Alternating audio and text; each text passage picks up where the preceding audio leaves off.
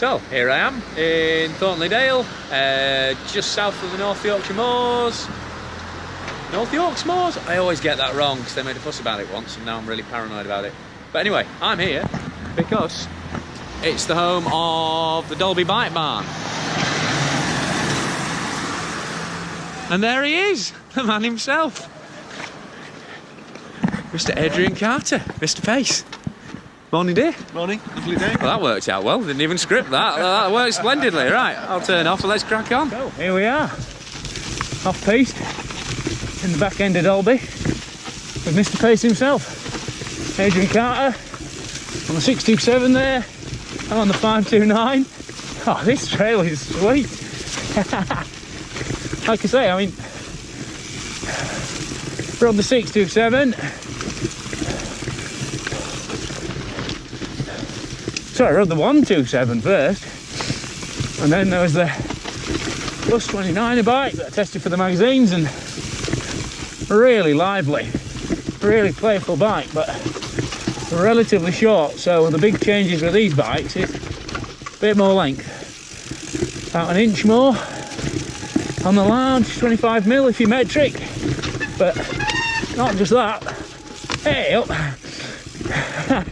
So you're looking around a 660mm top tube on the large now, but as you can see, Adrian likes a steep trail. So you got that 65-degree head angle on the bike he's riding, the 27.5 bike, and a slightly over 66 on this. This Adrian's made a very conscious decision to keep this bike very different. Not very different, but hey up, let me put you back with that there. Happy days. Yeah. Yeah? Yeah. Yeah, like we were saying earlier, that if you get to a point where you're considering, do we just appeal in a marketing sense to making a bike longer, just to... Because it was already low, it was already slack. You say you've dropped them a little bit, but... Yeah.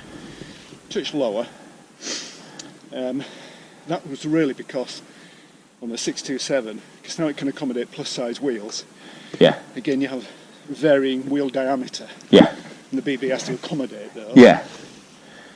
But doesn't, I think, isn't as much of a compromise as in the previous model, the 127 Plus, where you try to be all things to all men. Yeah. So that it could accommodate both 29ers and 27.5. I just felt it compromised the performance of the 29. And I thought, at the end of the day, a guy's buying a 29er because he wants a 29er. Yeah.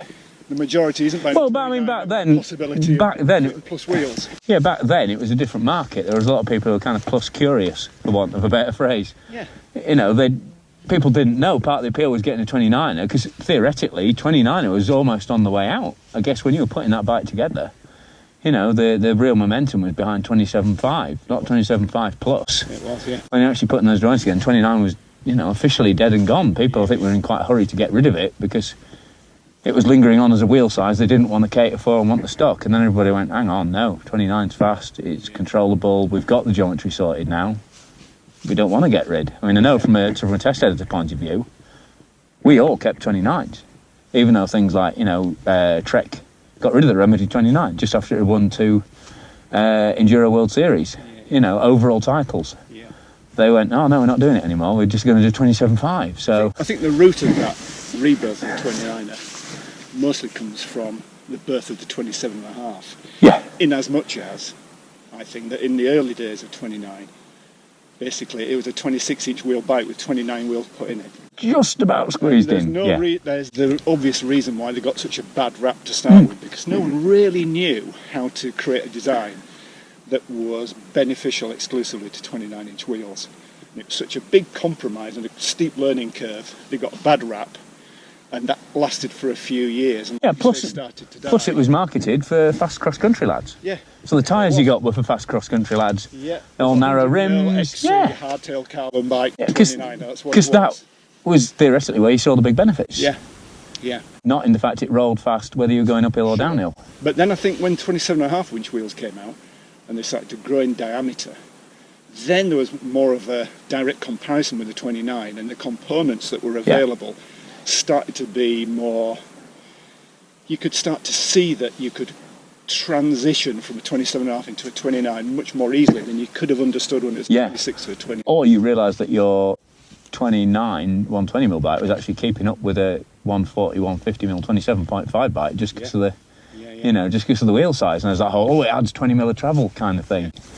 And I think, they were, like you said, they were champions for the 29-inch wheel size because they understood what the benefits were, both in terms of brands and also, you know, in the press and so on. And thankfully, by the time they pushed that through, a bigger variety of offset forks were available, bigger range of tyres, tyre clearance on forks, so on. Boost comes in. Then all of a sudden, boost comes in, you've got a stronger wheel, even though you've got a larger diameter. So yeah, what's not to like? But it's a pain in the ass for you as a designer. Because you're a man who tends to think on and on before pressing go on something. So when the sands are shifting that much, it's you and Dave Turner, I think. You know, Dave Turner always comes up on that conversation. But you know, well, when you produce something really polished at the end of it, and because you're not tied to a product cycle either, you know, it's not like, oh, I wonder what the 2019 pace is going to be. There might be new bikes. You know, here they are. Here's effectively the new 2019 bikes from you guys. That's right. Is what we're riding now, but you don't have to produce something that's 15% faster or stiffer. No. You have got the luxury, but also the curse that you don't have to produce it. I mean, I know from a writing point of view, if nobody gives me a deadline, that's fatal.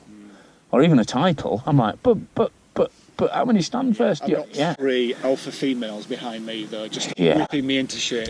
Come on, you've got to actually draw a line for it now. You've got to bring it to market because you've just been fanning around with it for so long. How much more perfect do you want to make it? And even when you do bring it out, it won't be perfect, will it? No. So just do it. And I think with these two, we are a little bit more on the money, so to speak, because I haven't dragged my heels quite as much. In truth. And, you know, there's other things going on behind the scenes, more bikes being developed, and they take time as well. But it would be too easy for me to have 5 or 6 designs all going at the same time, but actually nothing in production that the market requires at that time. Yeah, exactly, because by the time you've stopped that plate's wobbling, because the geometry's, you know, because someone's brought out a new offset fork, or there's a new component. Spinning plates on sticks. Yeah. Oh, I'm a complete stranger to that concept, Adrian. Complete stranger. Right, let's spin some wheels on trails. There's the cheesy outro. Let's get on. But the critical part of that is managing how much spring you want. Certainly as bikes get longer and slacker, to produce exactly the ride you want. Which takes time, doesn't it, Mr. Carter? Well, it does, yeah, particularly with steel. You get to a point where if you make the front end any longer, the front end just becomes noodly, and you don't have a sensation of it bending in the middle. You just have a sensation of the front end pushing and washing. Tank slapping as well. And oscillating a little bit. It becomes quite nervous and not a pleasant ride. No, I've had that, definitely. I know what you're on about there. It takes time to get that right. And I was sort of sceptical about making a very heavy frame. It might not be possible to make a long progressive jumping frame in steel. But perform for it. Yeah, that was still worth being steel. Because there is very definitely a steel customer, isn't there? Yeah, there is. But I'd say there's more people looking for that steel ride now. There has been for a long time. You see a lot of customers coming over from full suspension, but ridden quality steel. I think, you know, I'm going to enjoy myself just as much on this. Yeah, you're saying you jump between them. Yeah, well, I do, yeah. Of course, that's part of the job, but if you did have a preference, then you may well stick to that machine, and you lose the ability to cross-compare one to the other. Yeah, the analogy I always make is like wine tasting. Yeah. If you drink the whole bottle of wine, you've had a lovely evening, but can't remember what it tastes like. Absolutely, yeah. Whereas if you're generally, you know, spitting and rinsing. I have absolutely no idea. Yeah. Whereas if you're on a 29 one day, and you're on 67 the next, you instantly notice those little differences.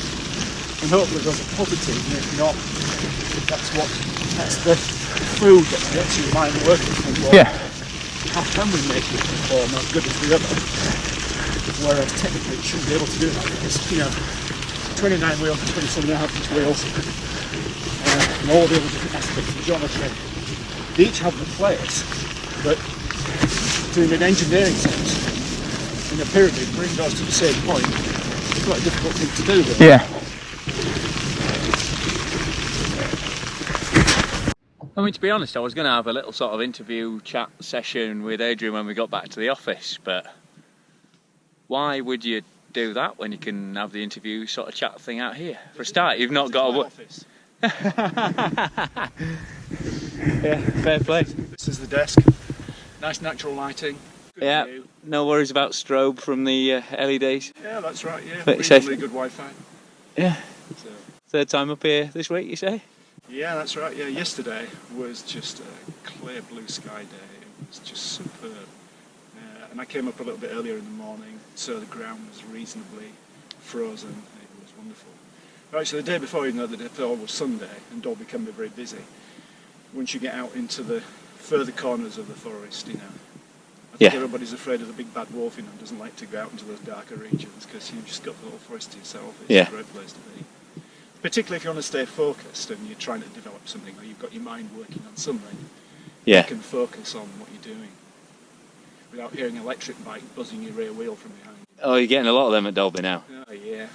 Well, I would say 25%. Really? Out on the trail. Wow, because I've not really seen it that obvious. It seems that way. Maybe it's because you notice an electric bike, whereas you wouldn't notice someone riding a 170mm bike different to a 140mm bike. But an electric bike, you always notice them. Yeah. Particularly when they're harassing you. Yeah, I'm guessing you're not a massive fan. Yeah. Oh, absolutely. Yeah. I'm just open-minded. As you know, I just love anything on two wheels. Yeah. Whether it's got an engine or whether it hasn't, or it's a half house. It's all riding, isn't it? It's all biking. It's all getting out there. It's all having fun on a bike. So I'm not going to get precious about whether it's not electric motor or not. Yeah, and like you say, you can always pull yourself out of the way because typically those guys are probably going to. Actually, I think there's a split with e-bikes. There's kind of some of the people who are just like going out into the middle of nowhere and getting that range and that ability not to get stuck out as it's getting dark, even though their fitness might not be there anymore. Yeah. But now they've got a motor and a battery that can help them out. Yeah, sure. And then you've got people who've almost got no history of mountain biking. Yeah. And so they've got no fitness and it's just an easy enter, isn't it? You do, but I've also noticed another generation of guys who are on mid to long travel, full suspension, good quality bikes, and they've got good technical ability, and they can ride hard, fast, far. And it's a different spin again on. Well, really, does a younger, technically proficient guy need to ride an electric bike? Well, why not? Why not? Yeah, it's an uplift. Yeah, it is. Basically. Absolutely, and if you're in really hilly terrain and you want to do another run down an off-piste trail and just can't be arsed with climbing 300 metres up a fell or up a mountain, you can on an e-bike. Yeah, and also you can have a go at a trail that maybe might be crap. Yeah. And might put you in the wrong part. It might put you in the wrong valley. I mean, that's my experience from the Alps. Yeah, just go, I'll give it a go. At worst, it's an hour. Yeah. It's not half a day. Or a 27-kilometre round trip on the road at the bottom. Yeah, that can be a serious aspect to an alpine ride. Yeah, I mean that can be a day ender. Off the side of a ridge, and that is a big day. Or you're coming back in the dark. Yeah. Trying to climb up a scree slope and find your way back onto a piste again. Speaking from experience. Yeah. Been there, done that. Issue out here, but I'm not precious about it being pedal on that. So why steel? There you go. Here's a sudden curveball. You were one of the 2-3 people really pushing aluminium in the early days. You, Klein, Cannondale. You all had your different ways of making it work. So yours is obviously very distinctive with the square tube bikes with the external milling on it. Yeah. And I think some people, there was a bit of I won't say a backlash, but there was some mumbling when you first came back with steel and it was Far East produced, or. Yeah, of course. I mean, you have to open your mind to the benefits of different materials. Every material has its pros and cons and its distinct characteristics. And we were known for aluminium hardtails, but let's not forget we were also known for producing quite harsh racing hardtails. Yeah. to make an aluminium frame actually pliable and to give you feedback is actually quite a difficult brief. Yeah. And you know the old mantra about it should be stiff, this is a great bike, it's stiff. Well, in truth, that's not necessarily a benefit. Frame, in my mind, has to be stiff, or it needs to be stiff, but you have to build in flex, you have to build in feel. Otherwise, your experience on the trail is you just be pinged around on the trail. It's a full suspension bike, it puts even more accent on the wheels, on the suspension and on the tyres. But on a hardtail, it's absolutely essential you get that flex right. Yeah. And here we come with steel. Steel just has that character that you can work to much easier than you can with aluminium, and it gives you feel. Yeah, you're not kind of swimming upstream. Whereas alloy, you're almost swimming upstream with it, trying to put some life into it. I mean, some people have done it really, really well, but it's not the natural thing for an aluminium frame to do. It's absolutely not, particularly if you want durability. Yeah. The beauty of steel is it will just recover and spring back to its original shape. Yeah, again and again, year after year. That decade after decade. That elastic plastic offset is just totally different to other materials. Yeah, that's right. Aluminium will just yield and it'll just stay where you bend it to. Steel will not. It will ping back to its original position again and again. So you can actually tune the tube set in terms of its profile or its butting or indeed the material that you're using, the substrate balance of it, so that on a hardtail you can feel what the rear wheel is doing in a climb. You can feel it getting grip on a route. Yeah. Whereas just pinging off it on an aluminium frame, you can actually feel your way up a climb or across a wet cluster of roots or across slab that looks a little bit dodgy. You can feel what the bike's doing. You're not just committing yourself and hoping. Yeah, it's got that warmth. It's got, well, I think that's the cliche I use, it's got a warmth to it rather than sort of clinical coldness. It has, but at the same time that can be its Achilles heel. That can actually push you into an area where you're creating feel and all of a sudden it just goes wrong and the bike just loses its inherent stability and tautness and you've got to pull back and find your way. Like we were saying earlier on, that's why I didn't initially embrace much longer progressive geometry, because with a steel frame you have to feel your way into this correct geometry and feel, because otherwise you create a long bike that actually just does not handle it. It wanders, and the front end in particular, or around the BB, you really feel it hinging a lot. Yes. It just doesn't work. So to answer your question, that's why I think on a hardtail, steel really does tick a lot of boxes. Yeah. But you just have to be a bit careful with the engineering. Yeah. Great. Bit more riding? And of course, Adrian was, although he loves his moorland and his off-piste, he was pretty much instrumental in getting the trails established here at Dalby, officially at least. So, as you can see, he's no slouch. That 65-degree head angle, 27.5 bike, 66 on this, you know. Bit of length for stability, bit more wheelbase, that longer front centre, and also the ability to get longer if you want it. But it's that pump, it's that communication I'm talking about with agents, the way it just flows and surges over these little rises. So when you see a rock on the trail, there's a correlating response through the tyres. It's not a harsh ping around, doesn't snap traction, but you can, it's that level of communication. It really does take some fine tuning.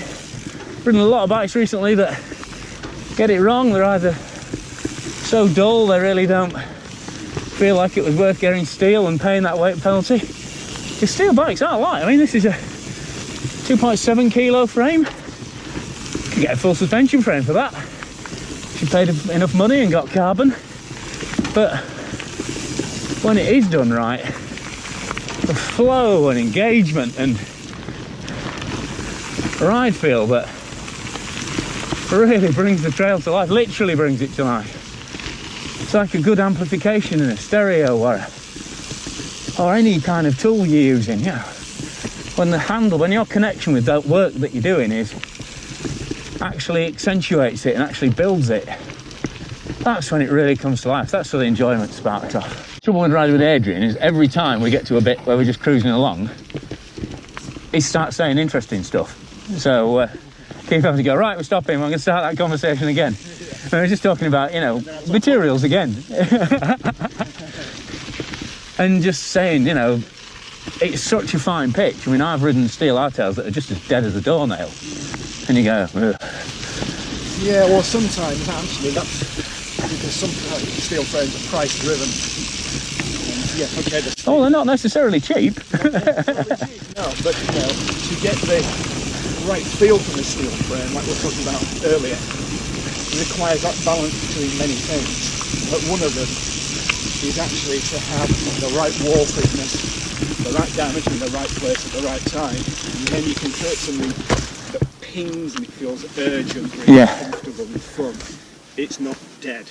Yeah, like you're saying, you just wouldn't be able to push it into that berm. You wouldn't have that sort of connection and trust almost. Yeah. If it was too noodly, you'd be like, and I think what sparked this chat off was the fact that you only find out when you've got it wrong or the bike you're riding is flawed, generally at the worst possible moment, unless it's really obvious.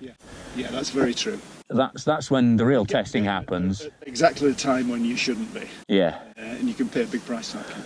And often you go, there's a big element of, did that really happen? Yeah. And it's such a split-second thing, although it feels like an eternity while it's occurring, whether it's a massive tank slapper or you're just suddenly over there and you were meant to be over there. Yeah. It's quite, you've almost got to go and find that again to check that it did happen, that you weren't just have a bit of a senior moment. There's nothing better, I think, when you're riding a bike where gradually you realise you're almost detached from the bike. The bike almost seems to be incidental, and it's just moving and doing its thing underneath, and you can push it into corners. You're confident it's going to pull you through. So you don't have to worry about picking your braking points, doing this, doing that. The bike's just kind of doing its thing. Yeah, it's got its own flow. It's the flow, You know, you're not going, oh, it's very long, so I need to kind of hook the front end. It's like when you hire a long wheelbase transit, not a short wheelbase transit. I can imagine so, yeah. Which backs in better, do you find, in your... Weirdly, I can park a long wheelbase better, always. But I always catch the rear wheel on the curb. You know, when you're rallying through to Cody Brennan or something, you've always got to watch the back end of the curb because you forget. But again, they're lovely and stable, and they feel faster in a way because there's less body roll and stuff because of the length. I don't know. I'm not Paul Smith. I don't know about vehicle dynamics here. The issue there is also that is the point of making a heavy steel frame that becomes a bit dumb and numb feeling, starts to feel like a heavy aluminium frame. Well, then you've lost or a light aluminium frame. You've lost the plot then, haven't you? Really? Yeah. Like you say you can with time and engineering build a lovely lightweight aluminium frame that gives you some feedback. And likewise you can do with steel. I think the benefit of steel, however, is it gives you that warm sensation of grip. It's like something you're feeling in your gut almost, that you can just push it and it rolls and you can feel what the bike and the trail is doing. It's difficult to get that sensation. Yeah, it kind of melts it melts the contact point between you and the bike. Yeah. There you go, there's a nonsense poetic phrase. Yeah, it does. But I know what I mean. Yeah. And hopefully people listening will... It's a full suspension bike. Yeah. You know, again, well, it's a much more fluid. Making the chassis as stiff as you can get it is a complete nonsense. I guess it depends on the user. At least there is more. No, whether it's a motorcycle. Well, I mean, a motorcycle is a good case in point that the guys at the top of their game spend a lot of the time making that chassis more flexible. Yeah. GP riders who are coming hot into a corner at 180. They want feel and flex. They don't want a super stiff machine that doesn't give them feed. Or just destroys the tyres. Yeah, getting the balance right. Yeah, and like World Cup downhillers running deliberately soft wheels. Yeah. But again, there's a softness to a wheel. It's great having the softness in one dimension, but if it also just slurs it in every other, and you lose that ability to even sense when the bike's going to break away. It does, and also depends where that flexibility is in the frame. Yeah. You don't want it around the headstock, you don't want it around... You don't want it feeling dislocated. You don't. That's when it's worse. It's when you feel like you're sat on one bike and you're steering another. That's horrible. Yeah. That's really horrible. Yeah. More riding? So more riding. That was fantastic, as well as the light up here today. I mean, Adrian has been making mountain bikes since 1987. And he's still riding every day. He's still as passionate and engaged about it now as ever been. Hi, old dog. What's not to like about today? Yeah. Well, so what happens next? What happens next with pace, with mountain biking, with... So you say you've moved back a bit from... Because you were really involved in sort of trail advocacy and sort of getting Dalby set up. Because you set up some of the very first mountain bike races here. Yeah, we did. It was because my background's from off-road motorcycles. And going back to when I was 16 years of age, we were up here in this forest. And ultimately I was the clerk of the course for an enduro club. And basically my job was to find and build trails. So, you know, we were developing an enduro course that's 176 miles long, all forestry. So I got to know this forest complex really, really well. Got on the right side of a throttle, and through that experience, when I came to mountain biking, you know, back in the mid-80s, I could just see that, you know, what was great for motorcycling, off-road enduro, was also great for mountain biking as well. And so, you know, my passion just led me into as much the trails and the competition aspects of mountain biking as it did developing them, because of my background in motorcycling. Yeah. And you've always been, you know, although trail riding is definitely focused now, you've been involved in every aspect of it. You built custom bikes for Chris Ackrig. You had the DPD early on, and then the RC150. Yeah. You know, with guys like the Thackeray's thrashing downhill on it. Yeah. You're giving everything a go. Well, so when you ask, you know, what's next in mountain biking, just think, you know, that's 25 years ago. There's still 25 years of development going forward into areas as yet unknown. Yeah. E-bikes aside, there's still lots of exploration on how to have fun on two wheels to be had, to make it more engaging, more accessible and more fun, because I don't think you should take mountain biking too seriously. It's got to be fun, isn't it? It is, as Brant Richards famously said, it's basically just going around in circles wearing expensive things out. It's fundamentally a stupid thing to do on many levels. It's gooning around in the dirt with your mates. That's what it's all about. Yeah. So, yeah, and there's plenty of scope to develop that further, I think. Yeah. So, yeah, well, the family business of Pace is still active and lively, and more active than ever, I would say. More active than ever, that's right. You've got Dalby Bike Barn with your office next door. Yeah. In Thornton-le-Dale, and then you've got Sutton Bank Bikes as well, and you are involved in the trails up there. Yeah, that's right. Yeah, work closely with the National Park Authority there and the local rangers, and that's an interesting and exciting project, because it allows us to introduce more people to what I think is, you know, we call it proper mountain biking. It's not trail centre riding on a trail that's been made for you. Sutton Bank is very much encouraging people to think outside of the trail centre box and to adventure and explore natural trails, but that are man-managed. So we don't want people to go out and have a bad experience, you know, in the winter, pushing and ploddering around some horrible moor and coming back and saying, well, if that's mountain biking, you can stick it. Yeah. People actually which is how we learned. Yeah, explore the beauty of the national park and just, you know, get out of the... Kind of belay them, almost. Sorry? Almost have a belay on them. Yeah. So they'll fall a bit, but they won't fall a mass. You know, they're not on a climbing wall. If there's a big boggy area on the trail, we'll drain it. If there's a big dangerous ditch, we'll bridge it. But then we'll mark the trail and map it. But other than that, it's a completely natural trail. So you're getting a flavour of adventure riding, but, you know, behind the scenes, it's just man-managed just a little bit. Yeah. We'd like to see a Pace gravel bike, do you think? Well, I do have one designed and finished.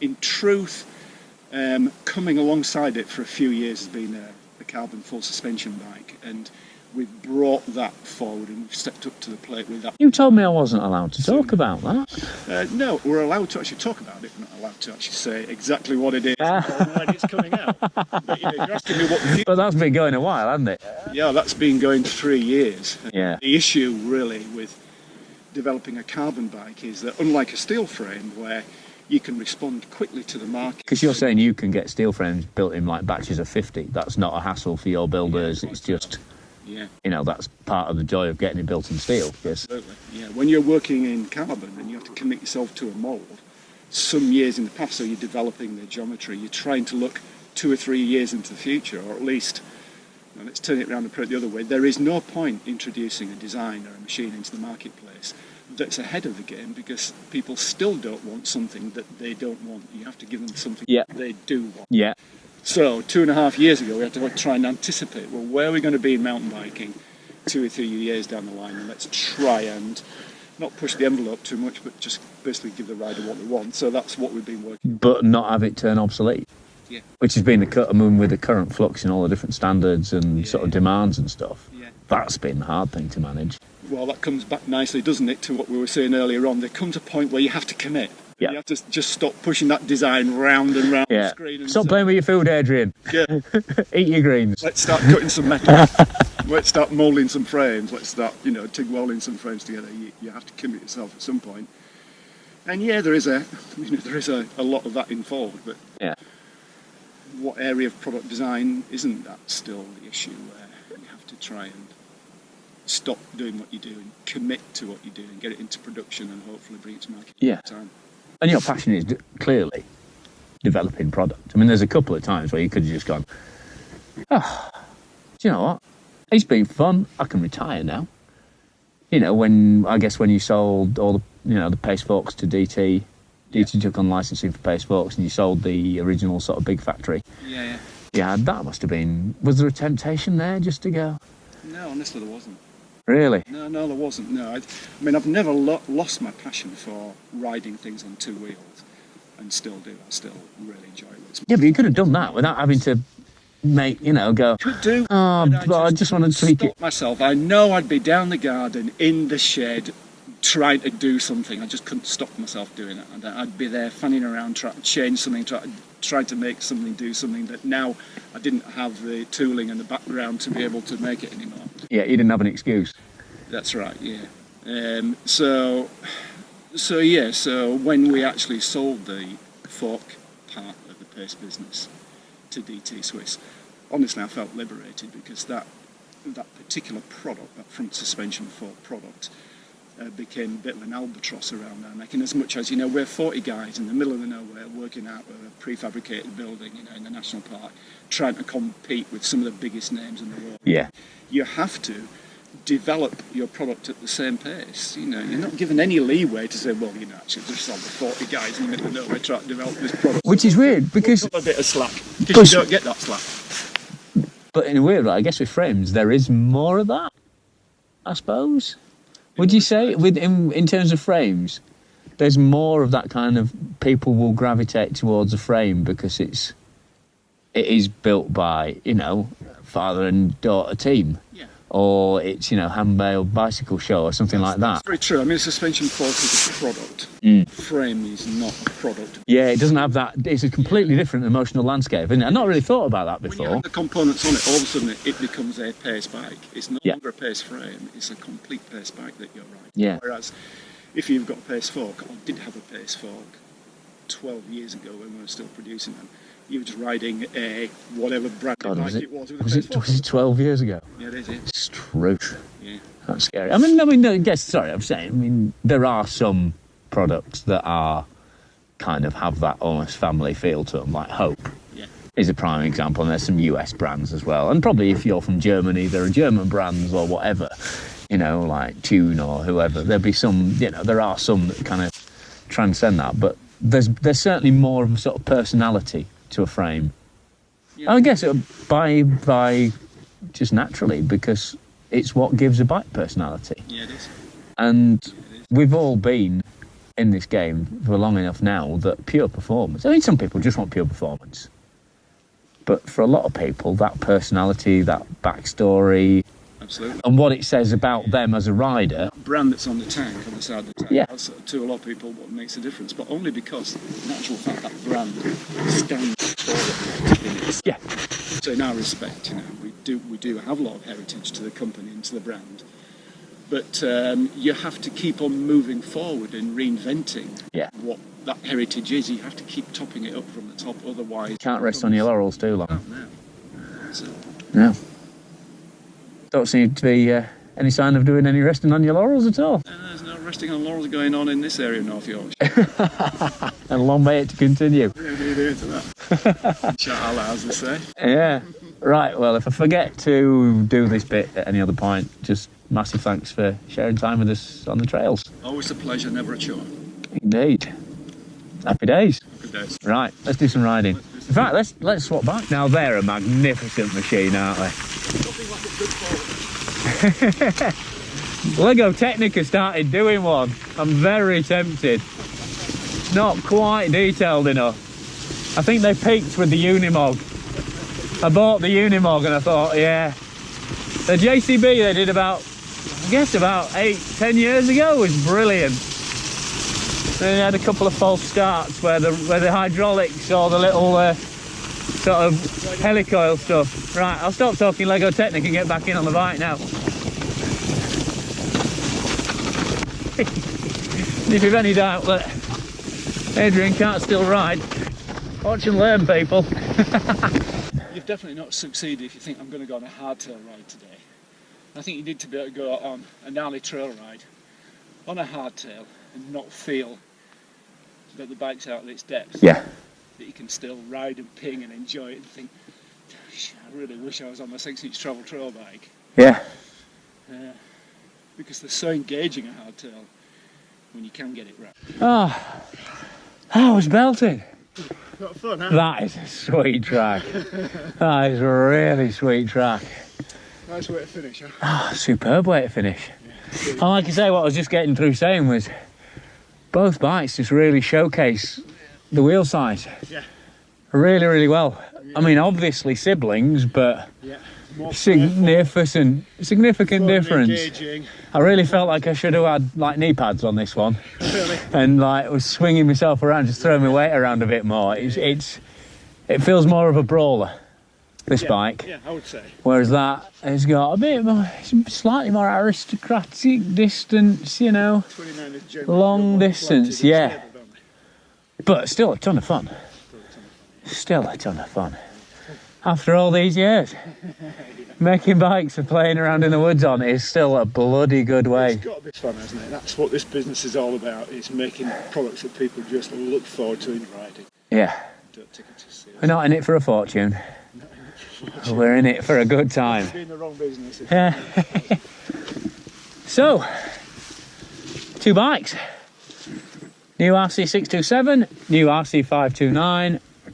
The same Adrian Carter, designed them both, and if I have split it up, there'll be a tech walk around video on both the bikes, showing the similarities on the details between them. But yeah, 2 cracking bikes. Sweet. Superb. The pace story continues. Continues absolutely on point. Not even sure I've said that, and I always say that at some point in the video, so yeah, absolute pleasure to ride him. Sweet. Thanks very much for sharing the day with me, sir. Pleasure's all mine. Splendid.